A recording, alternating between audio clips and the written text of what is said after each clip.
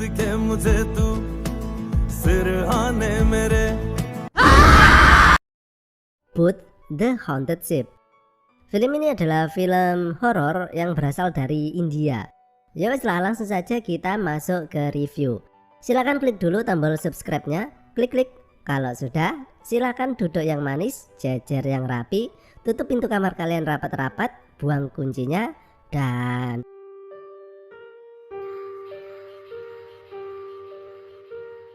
film ini dimulai dengan seorang wanita yang tengah merekam kegiatannya bareng anaknya.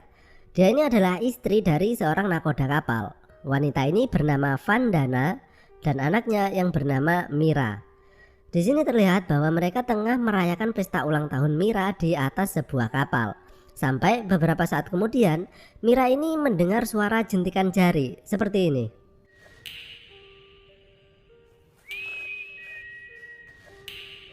Karena dia ini bocil ya, jadi dia ini penasaran dan mencari asal suara tersebut. Dan kemudian Mira ini pun hilang dibawa oleh hantu. Scene berganti beberapa tahun kemudian. Ada seorang laki-laki dan ini adalah tokoh utama kita yang bernama Prithvi, yang sedang melangsungkan pernikahan dengan wanita bernama Sapna dan barengan juga dengan sahabatnya yang bernama Rias. Timelinenya ini kemudian bergerak dengan cepat. Sapna ini terlihat sudah melahirkan, memiliki bayi, sampai beberapa tahun kemudian anaknya sudah menjadi bocil yang bernama Megu. Nah, kemudian terlihat Prithvi berada di dalam ruangan yang berantakan dan sudah tidak terlihat istri dan anaknya. Karena ternyata istri dan anaknya tadi itu sudah meninggal. Dan mulai dari sini Prithvi sering mengalami kayak penglihatan atau penampakan istri dan anaknya. Entah ini beneran hantu mereka atau cuma ada di dalam kepalanya saja. Jadi seperti delusional gitu. Prithvi ini adalah seorang karyawan yang bekerja di ekspedisi pengiriman. Suatu ketika di depan kantornya tiba-tiba muncul sebuah kapal tua yang berlabuh dan di dalamnya itu sudah nggak ada penumpangnya. Kapal ini bernama Seabird dan ini adalah kapal yang ada di awal film tadi. Kemunculan kapal ini pun menjadi berita yang menghebohkan. Terjadi berbagai spekulasi dan teori konspirasi yang meresahkan masyarakat. Dan ini sangat nggak bagus untuk nama baik kantor tempat dia bekerja. Bosnya pun menyuruh mereka bagaimanapun caranya untuk menyingkirkan kapal tersebut. Malam pun tiba, ada dua remaja labil yang nekat memasuki kapal tersebut meskipun ada larangan untuk memasukinya. Kedua remaja ini pun main petak umpet di kapal tersebut. Dan seperti kebanyakan film horor pada umumnya, mereka ini pun menjadi korban untuk memperkenalkan dan memperlihatkan tokoh hantu kita untuk pertama kalinya. Keesokan harinya, Prithvi mulai mengecek keadaan di dalam kapal. Dan di sini sudah mulai terlihat ada yang janggal dengan tempat ini. Mulai dari munculnya boneka yang tiba-tiba ngeroeng sendiri. Terus terlihat sosok Spider-Man yang merayap di tembok. Prithvi yang nggak sadar dengan hal tersebut kemudian masuk ke salah satu kamar di kapal. Dan di sini dia mulai digoda oleh boneka yang tiba-tiba muncul, kemudian hilang, terus muncul lagi dan seterusnya. Prithvi pun pulang dan beristirahat. Dan di sini kita bisa melihat kilasan kematian istri dan anaknya, di mana itu terjadi di sebuah sungai ketika mereka melakukan arum jeram. Keesokan harinya, Prithvi kembali ke kapal tersebut bersama Rias untuk melanjutkan investigasinya. Dia pun mengumpulkan beberapa barang untuk dibawa pulang untuk diteliti. Kemudian pandangan Prithvi ini teralihkan oleh suatu pemandangan yang aneh. Ada satu kamar yang tampilannya itu berbeda dengan keadaan kamar lainnya. Karena kamar ini masih terlihat bagus. Prithvi pun mencoba mengabadikan kondisi kamar tersebut menggunakan kamera HP-nya. Dan tiba-tiba ada penampakan yang ikut selfie. Prithvi kemudian keluar dari tempat tersebut dan ketika ia mau masuk lagi, tiba-tiba muncul pria yang menyerangnya kemudian terjatuh ke bawah. Tapi pas dilihat lagi ternyata di bawah itu sudah nggak ada apa-apa. Kemudian di rumah Dias, Prithvi pengen menunjukkan hasil foto ruangan yang masih bagus itu tadi. Tapi ternyata di hasil jepretannya ini yang muncul justru foto kamar yang ruangannya sudah rusak. Sama seperti keadaan kamar-kamar lain di kapal tersebut. Di sini Prithvi pun mulai berpikir, jangan-jangan dia ini beneran stres ya. Prithvi kemudian pulang dan di rumahnya dia menonton sebuah rekaman yang diambil dari barang-barang yang dibawanya dari kapal itu tadi. Di sini terlihat Vandana tengah membuka kargo yang berisi barang-barang ilegal seperti obat-obatan, emas, sabu-sabu dan lain-lain. Dan ini semua adalah barang selundupan di kapal tersebut. Kemudian terlihat wajah Vandana yang babak belur akibat baru saja dihajar oleh suaminya yang sedang mabuk. Prithvi kemudian keluar untuk menemui seorang profesor yang sedang mengevaluasi keadaan mental Prithvi. Dan orang ini bernama Profesor Joshi. Dia ini adalah seorang profesor tapi agak bisa mendeteksi hal-hal gaib gitu. Dan dia bilang bahwa mungkin saja bayangan yang dikira Prithvi tadi adalah sebuah halusinasi, kemungkinan itu bisa jadi adalah hantu beneran. Tapi Prithvi ini nggak terlalu menggubris perkataannya. Keesokan harinya ada sebuah kapal yang bertugas untuk menarik kapal Seabird dari tempat ini. Tapi kapal tersebut justru mogok dan mengeluarkan asap. Dan terlihat salah satu awak kapal yang terjun ke laut tapi dia nggak bisa berenang. Prithvi yang melihat hal tersebut langsung berenang untuk menyelamatkannya. Dan ketika sudah berhasil merangkul orang tersebut, Prithvi melihat ada sebuah lubang di lambung kapal Seabird dan dari dalam terlihat sesosok wanita yang sedang menatapnya. Prithvi berhasil menyelamatkan orang tersebut dan kemudian dia pun pulang ke rumah. Ketika tertidur, di sini kita bisa melihat kilasan balik dari ingatan Prithvi dan keluarganya. Di sini kita bisa melihat kejadian pas Prithvi memaksa anak dan istrinya untuk ikut kegiatan arum jeram. Meskipun sebenarnya istrinya ini nggak mau. Sampai akhirnya terjadi kecelakaan yang menewaskan anak dan istrinya. Jadi di sini kita tahu bahwa Prithvi selama ini masih dibayang-bayangi oleh anak dan istrinya, bukan cuma karena perasaan kehilangan, melainkan juga karena perasaan bersalah. Karena akibat keputusannya yang membuat anak dan istrinya meninggal. Tidak bisa tertidur, Prithvi ini kemudian memutuskan untuk masuk ke kapal lagi pas malam-malam. Kurang kerjaan. Niatnya sih pengen ngajak Rias, tapi karena nggak bisa dihubungi, jadi dia berangkat sendirian. Prithvi kemudian membuka salah satu pintu ruangan yang terkunci. Dan di sini dia ini terpeleset dan hampir saja jatuh. Sampai kemudian terdengar suara jentikan jari.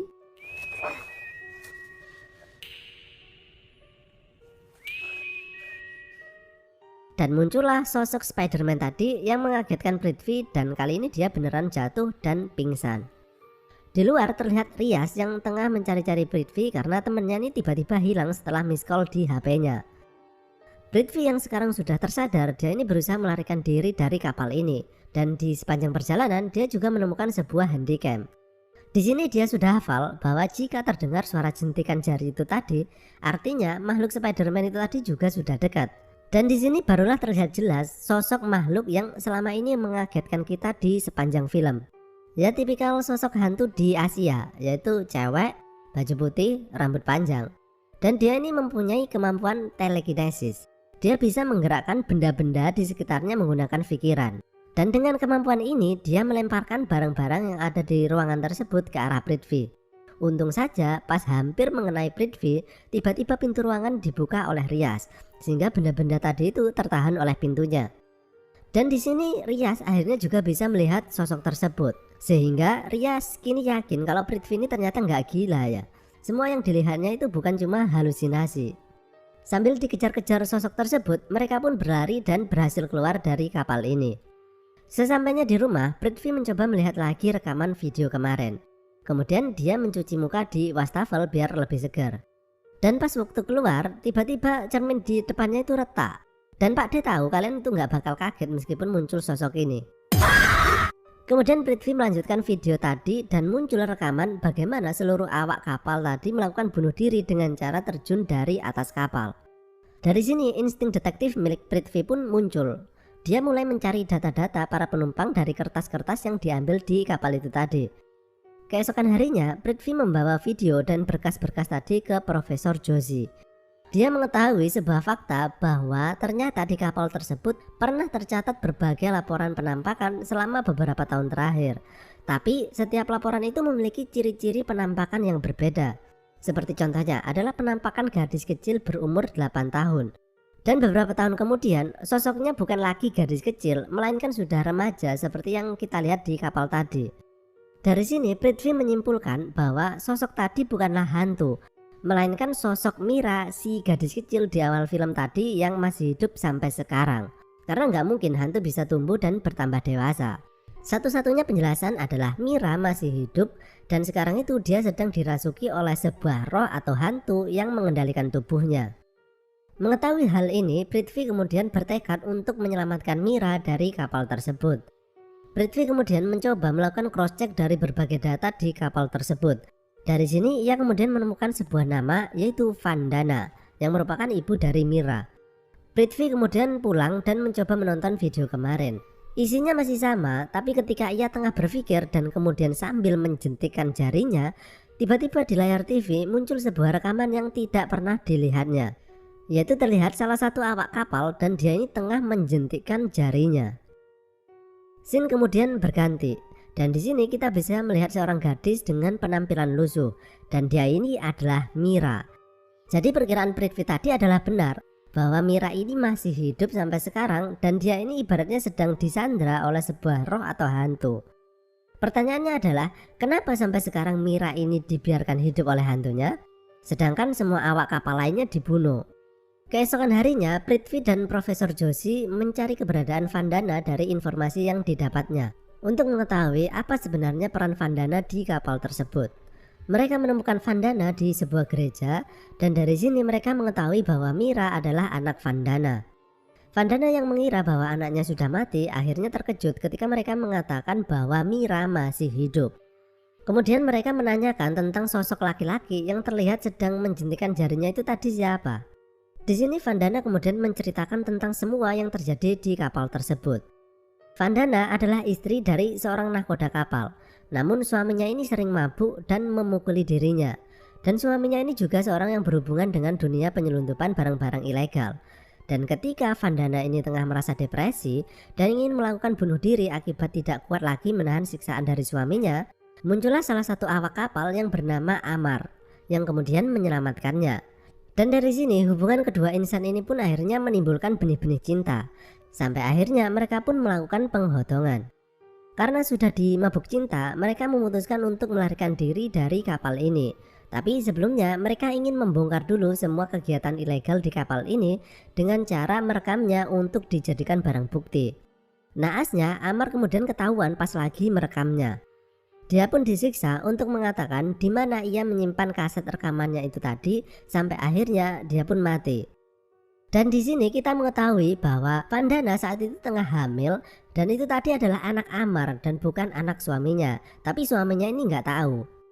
Jadi dari sini kita bisa mengetahuinya ya bahwa hantunya adalah Amar dan dia ini membiarkan Mira masih hidup karena Mira adalah anaknya. Mengetahui fakta ini, mereka pun bergegas menuju ke kapal untuk menyelamatkan Mira. Rias dan Vandana menunggu di luar, sedangkan Prithvi dan Profesor Joshi masuk ke dalam kapal. Mira yang sedang dirasuki pun kemudian muncul dan menyerang Prithvi dan Profesor Joshi. Kemudian Profesor Joshi pun langsung melakukan kegiatan nge-rap. Tapi kayaknya Mira ini nggak suka dengan suara rapper Profesor ini, jadi dia pun dilempar. Dan pas Prithvi ini sudah mau mati akibat kekuatan telekinetis Mira, tiba-tiba muncul Vandana dari belakang.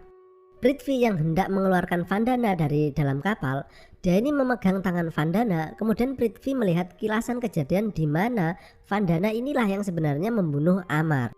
Karena dia takut jika suaminya sampai tahu bahwa anak yang dikandungnya adalah anak Amar, bisa-bisa dirinya dan juga Mira bakal dibunuh oleh suaminya. Kemudian muncullah hantu Amar untuk pertama kalinya. Di sini kita bisa melihat betapa marahnya hantu Amar ini karena sebenarnya dia ini merasa dihianati oleh Vandana.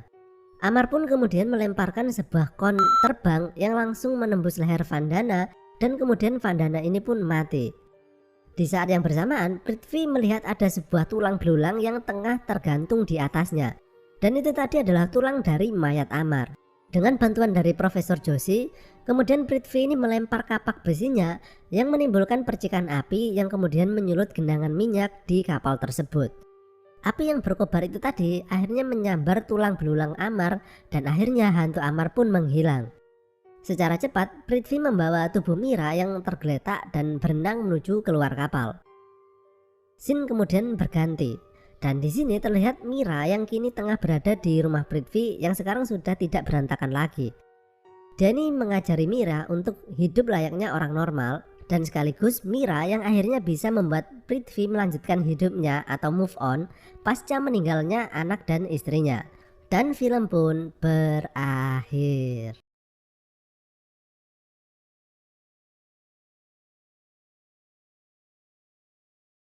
Film ini adalah film India loh ya. Untung aja di film ini nggak ada adegan nyanyi atau joget gitu. Kan nggak bisa dibayangin ya. Pas hantunya muncul yang seharusnya bikin kaget, tokoh utamanya malah nyanyi terus joget-joget, terus muncul orang-orang nggak penting entah dari mana ikutan joget. Anak SMA, karyawan, pedagang kaki lima ikut-ikutan joget gitu. Hantunya bingung terus ikutan joget gitu. Ya untung aja nggak gitu ya ceritanya. Bye bye.